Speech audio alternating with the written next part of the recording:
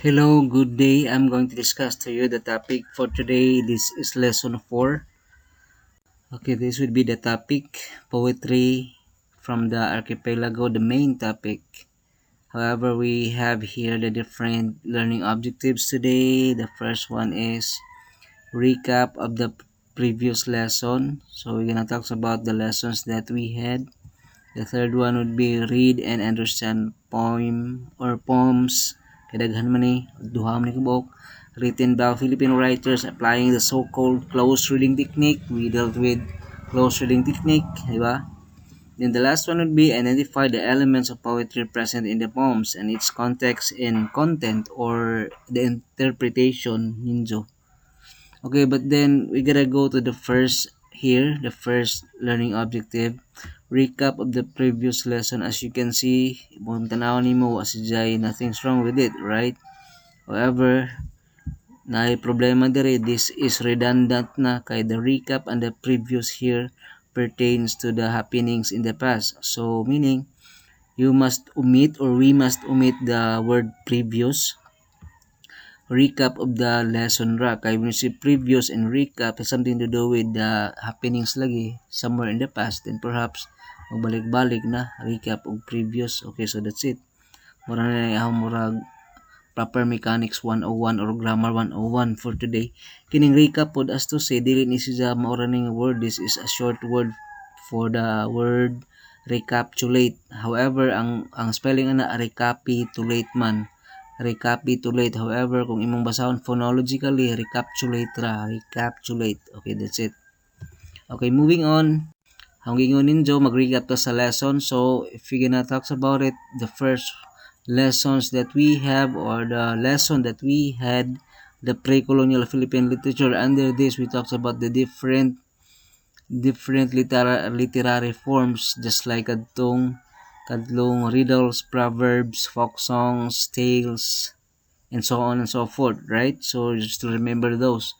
And then this one, under this, we talks about we dealt with the epic story Hinilawood from Central Panay. So it talks about the three siblings, their adventure. It emphasizes the bravery of the three siblings, as to say. And then the next one, we talks about the Spanish colonial Philippine literature. Under this, we had Bariyang Makiling as retold by Dr. Jose Rizal. But then the other literary forms here, we talks about Sinakulo, and then Duplo, Tibag, Murumuro, Sarsuela, and so on and so forth. If you still remember those, right? Now, my question is, kung atong nahunaon, what happened before and after the colonization? Na may twist na guys, kay if we think of it, sa pre-colonial Philippine literature, ang atong mga ancestors were just writing a mere kanang observation of their daily lives, right? And then here comes the Spaniards who colonized us.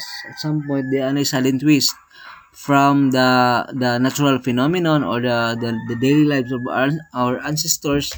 Ang literature nag-evolve na sa lives of saints, life of Jesus Christ, and then primarily or generally sa religion na aspect na. So mao na ang twist, mao na nahitabo diha. Okay, moving on, and then the last topic that we had, we talked about poetry.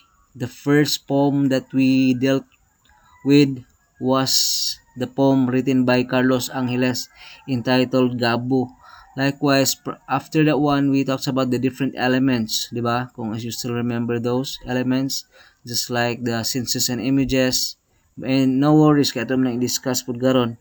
Likewise, i-discuss po ito ng elements and katong mga diction, word order, and then structure, speaker, and napay uban. Okay, moving on. Now, take note. Mao ni ang atong first. This will be the first poet sa atong i-discuss karon. Ang isang poem kay Is It the Kingfisher ang title by Marjorie Evasco. And then I'm gonna give you a little glimpse of who she was or who she is kung buhay pa ni siya karon. She was born in Bohol on the 21st of September 1953. Okay, 1953 siya na tao. So if my math is correct, then perhaps ang isang edad karon is 68. She writes bilingually, meaning two languages, English and Cebuano Visayan. Cebuano Visayan gimix na siya. And is considered as one of the country's earliest feminist poets. When we say feminist, she wanted to uplift the status of women in the society, as to say women empowerment. That is the idea when we say feminist poet. She has received numerous awards for her poetry, and in 2010 she received the prestigious Southeast Asian Right Award. So the SIA Right ang award ana. She is currently a professor emeritus of De La Salle University, Manila. Really? Una she is currently a professor emeritus of De La Salle University, Manila. Guys, ako laman mong this is just murag pauna lang ni naho kay we are in the last part of our topic. We gonna deal with the literary criticism wherein you are going to observe what's wrong in that scenario. I mean, what's wrong in that textbook, or what's wrong in that text, what's wrong in that write-ups. So here I can see some error, as to say kay murag ijang ang timelessness murag wa malabani ba kay she is currently a professor emeritus of De La Salle University, Manila. Take note, 1953 siya, as I made mention, kung buhi pa ni siya karon, perhaps 68 na iyang edad. So do you still think nga professor pagapon siya sa De La Salle University, Manila, nga ang atong compulsory, ang atong, yes, compulsory or mandatory nga retirement ba kay kuan 65, 60 ang optional.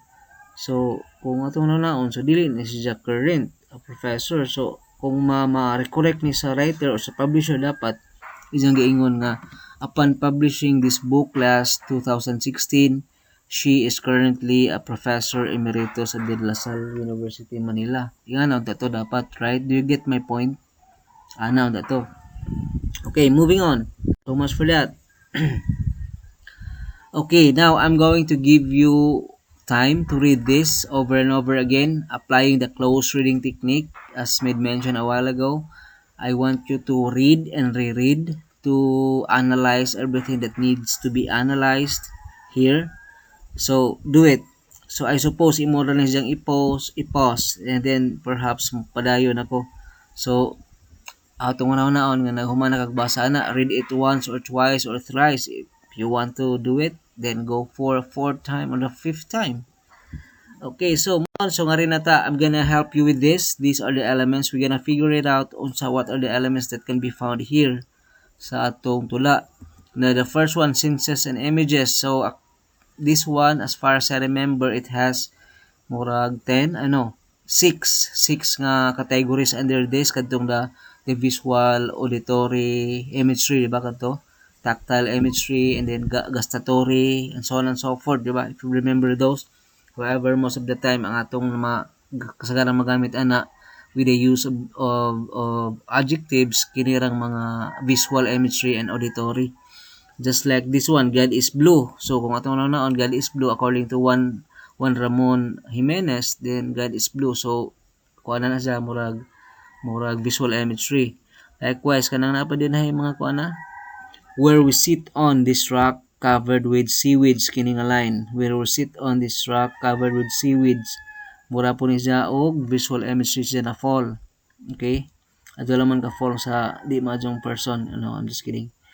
Okay, I suddenly feel the blueness embrace us. Kini mura something to do with the tactile, murag isang sense of touch. Pwede pod og kuan og lagi tactile na siya. Okay, try to figure out unsa pa dahilain, but then those are some examples nga ang hatag. And then diction, when you say diction, guys, it has something to do with the denotative or the connotative meaning that are being used here by the author. So when we say denotative or denotation, it is the literal meaning of a word. When we say connotative, it is the suggested meaning or the figurative meaning or the hidden meaning of a certain word. Just like, for example, the chair. When you say denotatively, denotation ana kay chair is something that can be used to sit on, right? When you say connotation, has something to do with power, it has something to do with position.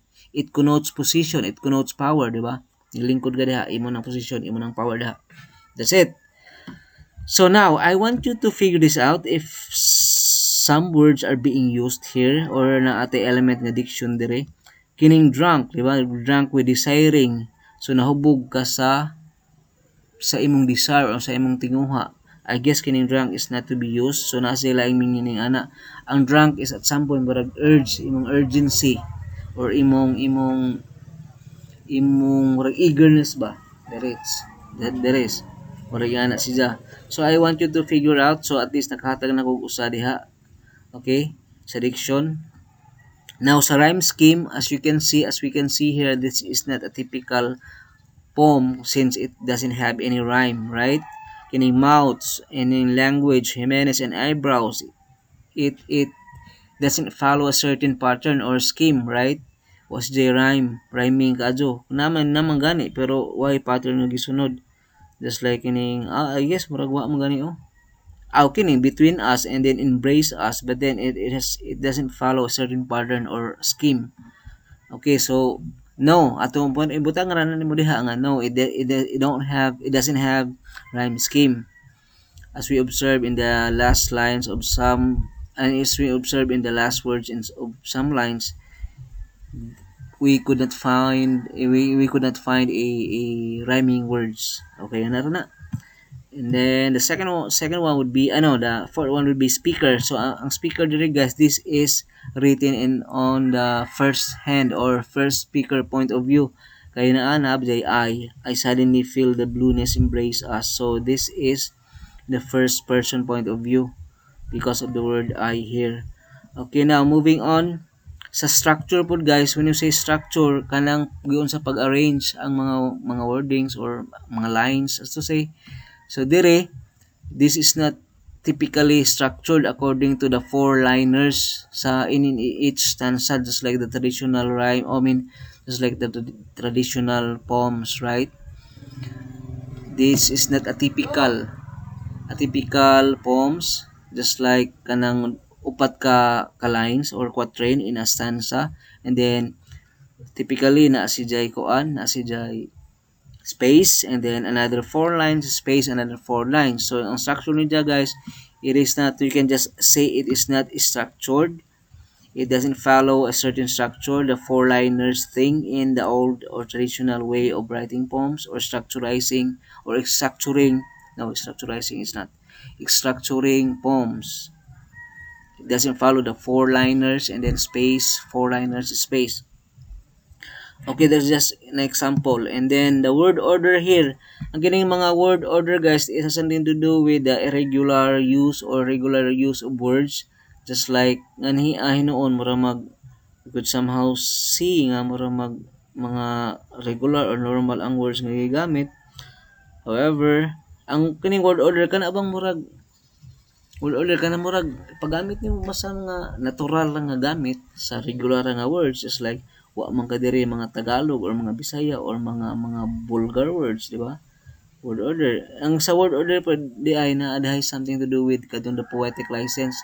When you say poetic license, it has something to do with the author's right to deviate from grammatical rule.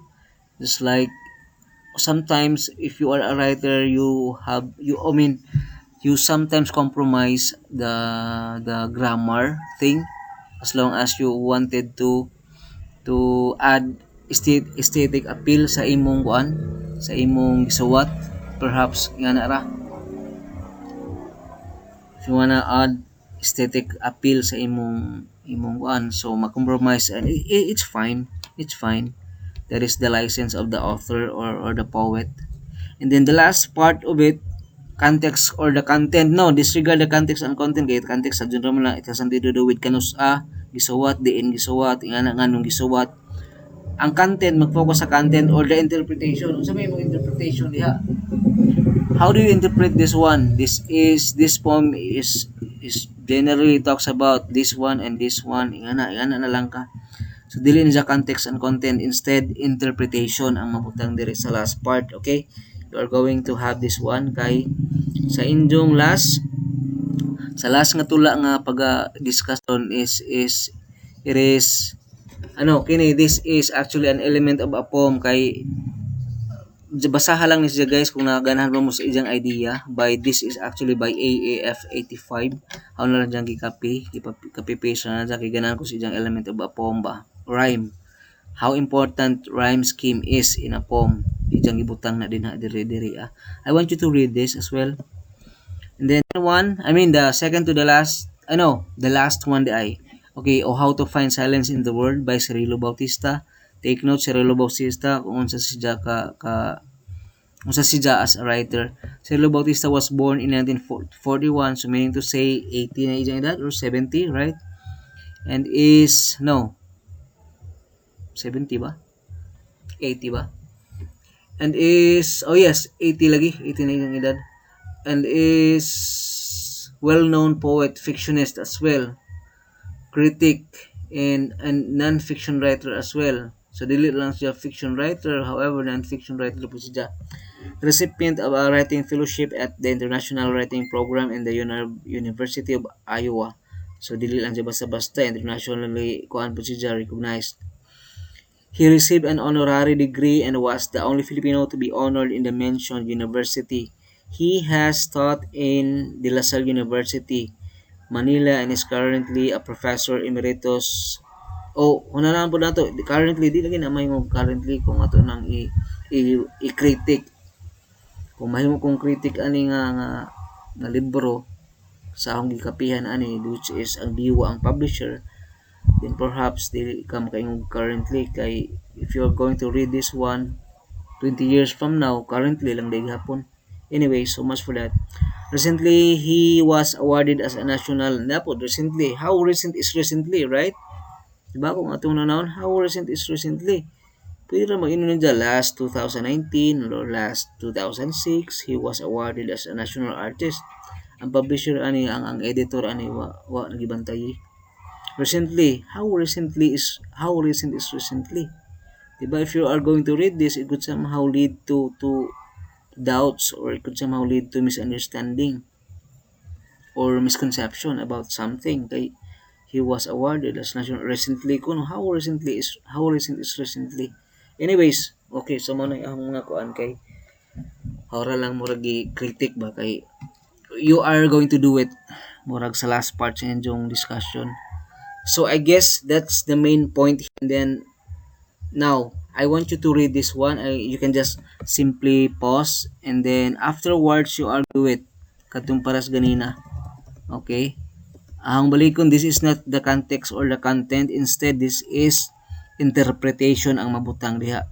Okay, I guess that ends my discussion. Kay murag taas na 17 or 18 minutes na almost. Okay, bye-bye.